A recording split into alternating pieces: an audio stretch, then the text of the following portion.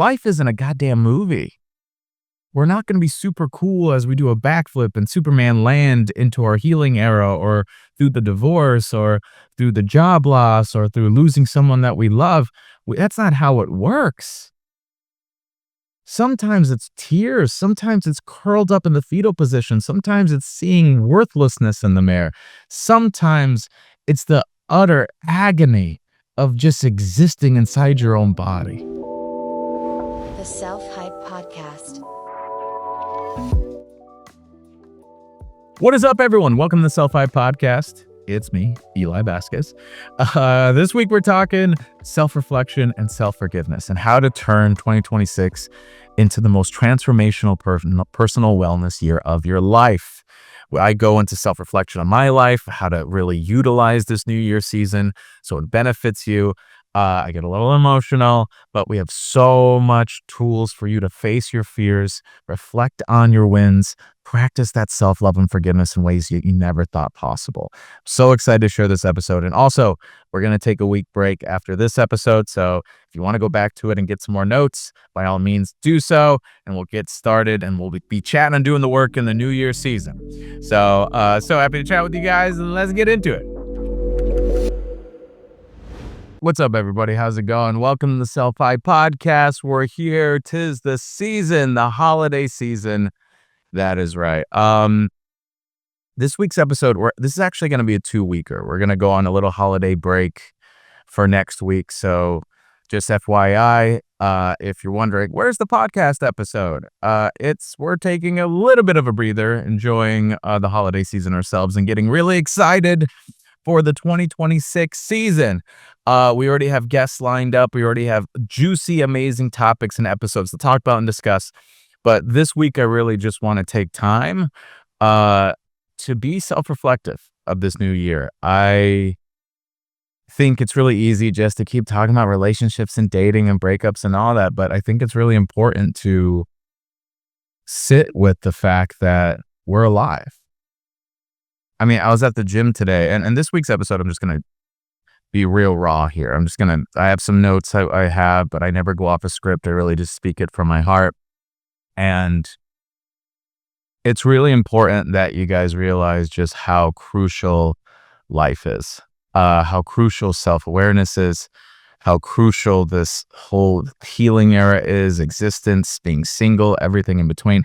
I think this moment of the end of the year and as we navigate the next year is such an incredible opportunity to love you. It's such an incredible opportunity to not only be excited about the new year, plan for the new year, goal set for the new year, but also take the time to practice self-forgiveness. We talk about, my wins and my celebrations. We talk about, oh my God, the exciting things that we have coming up. And I went to the gym today and I just allowed myself to feel. I gave myself permission. And if you're wondering, what does permission mean? I mean, in that gym session, as I was working out, I was listening to, motivational talks and music. And I started really going there in terms of, look at what I've accomplished this year. Look at what I've done. Like, look at the fears that I had, the fears that I faced, the inability and the insecurity of wounds, of walls, of feeling that I was not enough in all these ways that I faced anyway. It's so incredibly important to just look at those hard moments. Don't only look at the good moments. Look at the painful ones, the difficult ones, the painstaking ones, the ones that maybe made you question yourself, or maybe you even questioned your self-worth or how you're even going to get through that moment. There were days this year where you didn't believe in you. But somehow, through the universe, the grace of God, you picked yourself up anyway.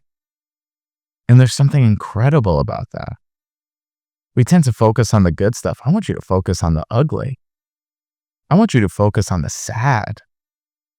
I want you to focus on those moments where you didn't know how you were going to keep moving, but you did. Oh my God, you did. And why I want you to reflect on these things, not to be sad, but to you to understand how goddamn powerful you are. You've been through some of the hardest days in your life this year, and you're still here. Oh, Eli, I'm not here. Eli, I'm not this. Eli, I don't give a damn. You're listening to my voice. I know you're alive. You know you're alive because you're listening to my words. Life isn't a goddamn movie. We're not going to be super cool as we do a backflip and Superman land into our healing era or through the divorce or through the job loss or through losing someone that we love. That's not how it works. Sometimes it's tears. Sometimes it's curled up in the fetal position. Sometimes it's seeing worthlessness in the mirror. Sometimes it's the utter agony of just existing inside your own body. But what defines a person's character is that painful moment, yet they take an action anyway, yet they don't give up anyway. And before you say, well, Eli gave up, well, Eli didn't do it. Oh, hell no, you didn't. You have children to raise. You have fur babies to take care of. You have to make food for yourself, even if sometimes it's Uber Eats.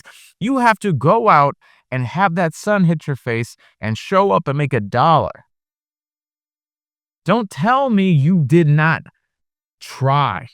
Don't tell me you gave up. You are here with the opportunity to self-reflect because every single day, the good, the bad, and the ugly, you had you. Even when you didn't feel like having you. And there's this unbreakable soul that you carry that has you if you like it or not. And there's something that I was self-reflective of, as I'm like navigating therapy and as I'm doing the work on myself and as I continuously, as a personal development coach who has been so blessed this year to work with so many new people, continue to work with so many amazing human beings that continue to like the messages and the DMs. Like it's people tend to think I have it all figured out. I don't. There's fears that I struggle with that I've had for years and things that I'm coming to terms with. God. And the more you come to terms with, the more painful those memories are. I was just at the gym, just like sitting there on a machine trying to hold back tears, not to try to look like a crazy person, where I'm reflecting on, I never knew how to celebrate me. There's things I've done in life that no one would ever dream to. And I thought this was just a stepping stone, so eventually someone will be proud of me. Not realizing that this is a massive highlight. And then realizing that I never had anyone to properly celebrate me. And what someone would say as parents, I would say as guardians. And what someone say as emotional support, I would say based on what made them and their schedule be convenient. And what would you say was what made me question myself is me dealing with narcissism growing up. And we could be so hard on ourselves and beat ourselves up so much of what we do and what we don't do. Attachment style has been such a big topic this year in terms of my coaching. You got to understand that it doesn't matter what your attachment style is. This is how you developed yourself to survive when you were a young age. And the thing is now it's up to us as adults to face it and to heal it. And I still struggle with byproducts of that.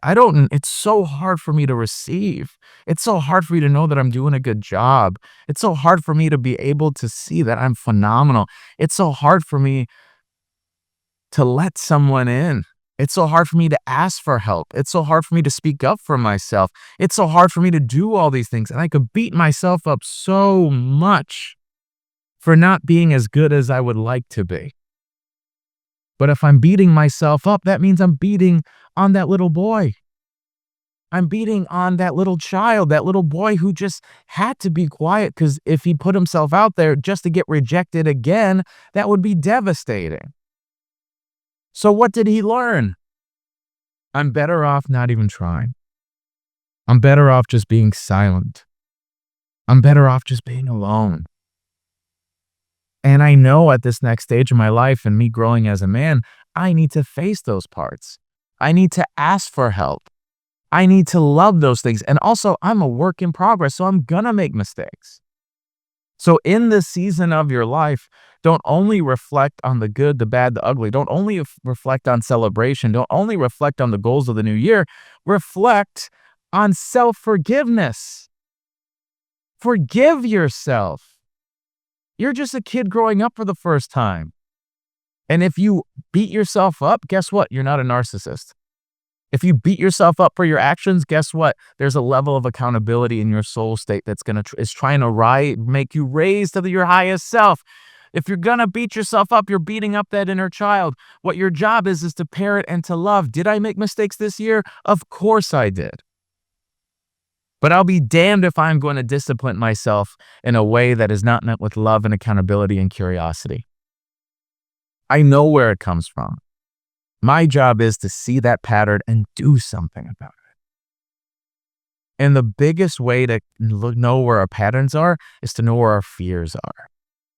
Because we do unhealthy action based on those fears.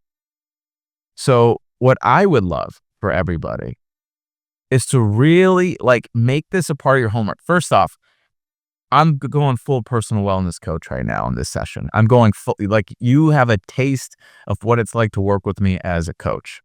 So what I want for everyone to do, and this is something I do that I want everyone to do this New Year's, is, because this episode is going to be 2 weeks long, so you could come back to it and use it as homework, is set a day where you don't have any meetings, you don't have any work things. It's the holiday season, so you should be able to find a day.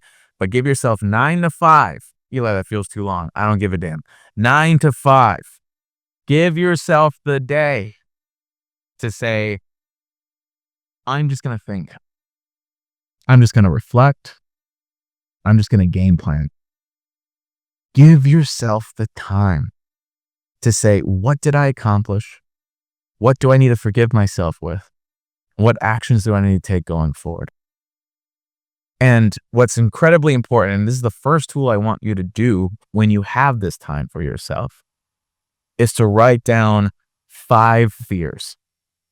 Just write down, what are the 5 fears you have going into 2026? What is the thing that's keeping you up at night? What is the thing that's the pattern that's constantly hitting on that insecurity, that worry, that shame? Find that fear and write it down. I want you to write down those fears. And what I want you to have is have that piece of paper, turn it into a sticky note, put it somewhere where you're going to see it every day, because that is where we're going to parent. That is where we're going to do the work in 2026. That is where we're going to face those fears. But I want you to see it. I don't want you to keep it up in your head. This is where we create negative emotions and thought patterns and limiting beliefs. No, we're going to put it on paper. So you could see it from an external source. So you could see it from a parental source, a third party source. And what we need to do is write down those 5 fears. What we need to do to write down with each of those is saying, what does that fear represent? Where do I feel it in my body? And then we got to say, when's the first time I felt that fear?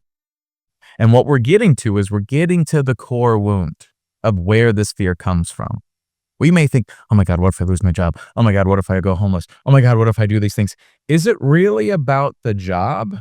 Or is there this deeper, internal, dysfunctional, anxiety-filled wound that just was there for so long because you're afraid to disappoint others, because you're afraid to fail, because you're afraid to be the thing that what maybe your mom said you were? It's incredibly crucial and important to get to the core of where you first felt this. Because if we could find the age, then we could find who to parent. Because we tend to have these big outbursts, but really we got to find that child. And maybe the child's 20. Maybe the child's 32. But when was the first time this happened? And that's who we're parenting. Our nervous system's just different moments of our lives and experiences shaping us to try to protect us, but it doesn't always know better. It's just going off what happens. That's why we're scared of heights, spiders, all those things. That's ingrained in us, and we continuously do so. But it's our job to on our highest self, our soul state, to be able to hold our own hands and to face the things that we don't have to be afraid of anymore. So by facing those fears is is our intention of 2026. Set the financial goals, set the money goals, set the career goals, do all the damn goals you want, but also have a goal in facing that fear and having a relationship with that fear. Because that fear is where the big growth is. You can make more money and still deal with immense anxiety. You could get a man and still be miserable and insecure. The goal almost doesn't matter. It's where's the fear in that goal and what relationship with the fear that you're nurturing to be a more well-rounded, loving human being, to then bestow and give back to others. So write down 5. And that is going to be your intention, to look at it every day, to slow your breathing down, to put your hand on your chest and say, I know where this is coming from. I love you so much, this version of me. Is there any truth to this? It's not. But what are some actions I could do that I typically don't do that's more nurturing and self-loving to me? And by looking at it and seeing it and making it a daily practice, that's a whole other thing. Because you could be afraid of the boogeyman. Guess what? We never even seen his ass. But if we did see him and we sat next to him and we talked to him every day and understood him, he would be a lot less scary. A pain, but a lot less scary. So the goal is to understand your fear so you can learn to parent it. And that is one tool I want you to walk into 2026. Because a lot of the times that fear is also a byproduct of our mistakes, a byproduct of what we've done wrong. And that's where we turn it into accountability in 2026. So we're talking goal setting. Practice that self-forgiveness of what you didn't do that you weren't proud of, but then turn it into a motivation into the new year. That is some real goal setting. What were the patterns of my mistakes? And how do I sustain a boundary into the new year? How do I put my foot down and don't allow disrespect in the new year? I let him walk all over me. I let him take advantage of me. I let my boss disrespect me. I let my mother talk crap about me. And why? Based on this fear, based on this insecurity. Guess what?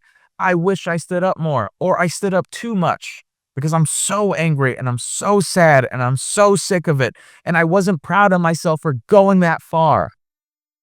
Forgive yourself and set an intention in this new season on what you could do differently as well. That's the product of what this era is going to be for you and how it is yours and how it could be for you. And it's so crucial that we do this stuff. And let's even talk about goal setting. Goal setting is a bunch of bullshit. Goal setting is just play. Goal setting is just fun. Goal setting, I don't, bullshit's an aggressive word. We're just going off the rip right now, okay? I thought goal setting was everything I needed and more in order to be enough. It ended up being the very reason why I had another panic attack. And this is years into my coaching business, years into my speaking business, years into coaching people from around the world, years of doing so many cool things. I thought goal setting was the reason for it. It wasn't. Goals became the byproduct of my self-worth, when in reality, I've always been enough. And that enoughness, what brews is goal setting. You got to think, the home is already beautiful. We don't need to do a paint job to make it beautiful. We don't need to put a cool chair in to make it beautiful. We don't need to put anything else to make it beautiful. But if you inherently think your home is ugly and disgusting, I don't care what paint you put on those walls. I don't care what couch you put on there. I don't care what the hell you do. You're still not going to like the space. So what's so incredibly crucial is to understand that your baseline, your foundation is enough. And all these goals that we're setting is a privilege of something that we get to experience. I really took it a point this year to shift my perspective of goal setting, where it is an experience I want to have versus something I need to do in order to be enough. Because I was just addicted to the high of achievement. And all that was it was acknowledged and celebrated in society, but internally it was exhausting. It was non-sustainable.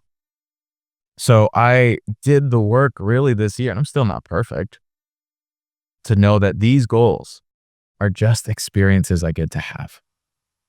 And why we're focusing on fear and self-forgiveness with goals is because what the whole point of goal setting is not so much of achieving the goal, but who to become in the process of achieving it. Like, that's why I love focusing on breakups and working with clients through heartbreak is I don't see it even as what you see it. You see it as I got to get over this guy. I see it as what a beautiful, heartbreaking experience for you to face yourself, love yourself, and have transformational change in your personal development. My 8-week boot camps, again, I'm not even trying to promote right now. It's the most beautiful, exciting thing I love to see in clients is when they start only talking about a man and they end the program only talking about themselves. Because that's what it's all about. It's that internal relationship and the things that you face within that healing journey. Your ex is dating around and finding other people and not facing his own insecurities and wounds. You are going to. So again, even if saving money or getting fit it's a popular one. I get it. I'm doing the same thing too, girl. You're not alone.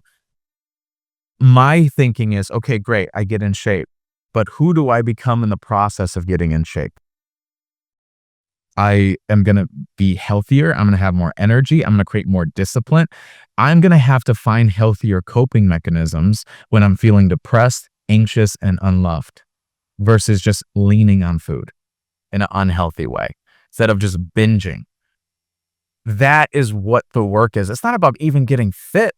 It's about creating healthier coping mechanisms for myself and working on my mental health so I don't lean on that. That's the reality of it. That's the byproduct of it. That's what this is all about.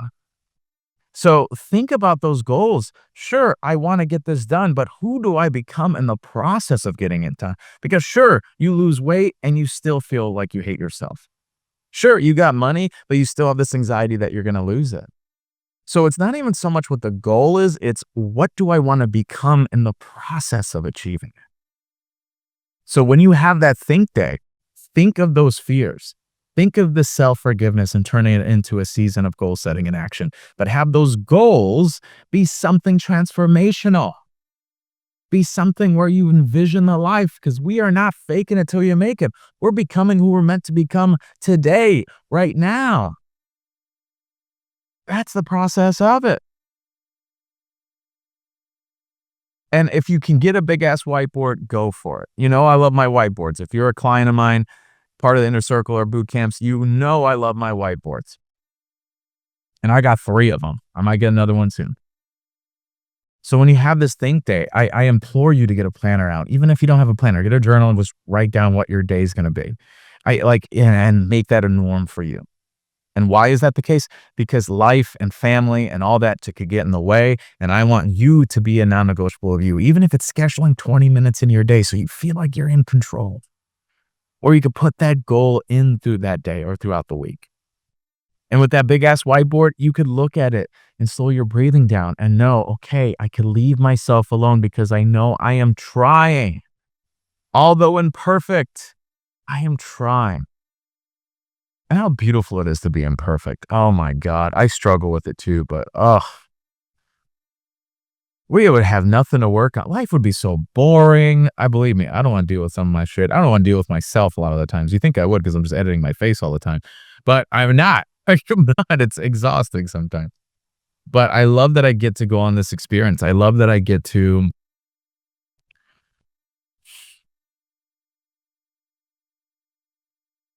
I,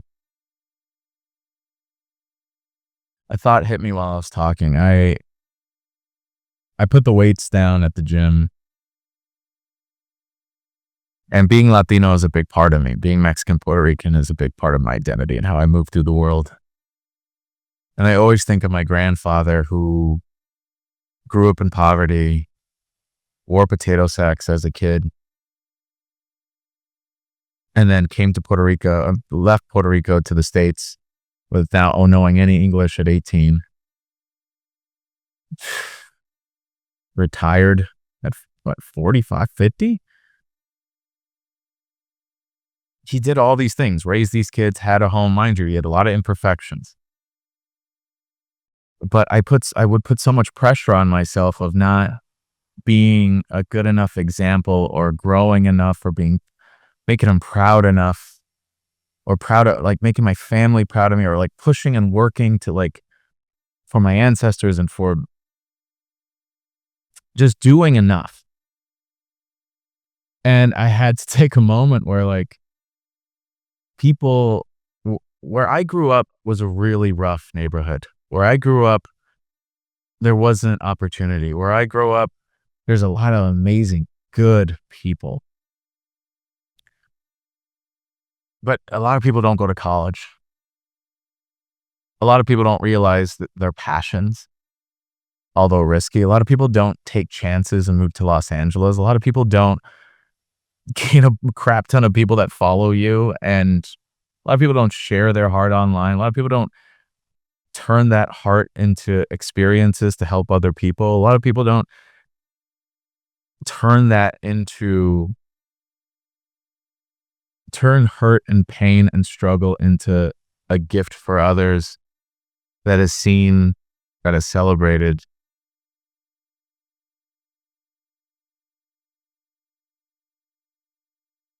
For the longest, I just didn't feel like I was enough. And the funny thing is everything I just said, although amazing, it's just an experience.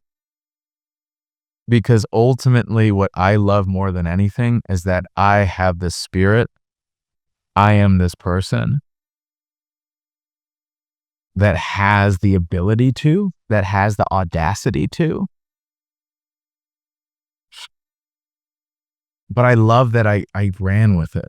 It doesn't even matter if it's achievement. It doesn't matter if it's a TED Talk. It doesn't matter if it's $1 million. What matters is I'm going to face myself. I'm going to work on me. I'm with him in the back of my mind and in my heart. I'm going to do whatever it is that I want to do. And I think that's ultimately it. It's not an achievement. It's having the audacity while honoring that person. And it could look like anything from a breakup to going on a solo vacation to asking for that raise to going to the gym for the first time. That's how you do it. And there's something really beautiful about, again, allowing myself and giving myself permission to receive that. You know, I could fully lean on like, well, you did a TED Talk and you did all these brand deals and you did all this other stuff, but that's not what it's all about.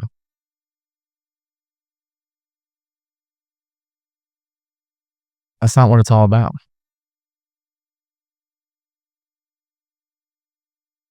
So I say all that to say, be proud of yourself.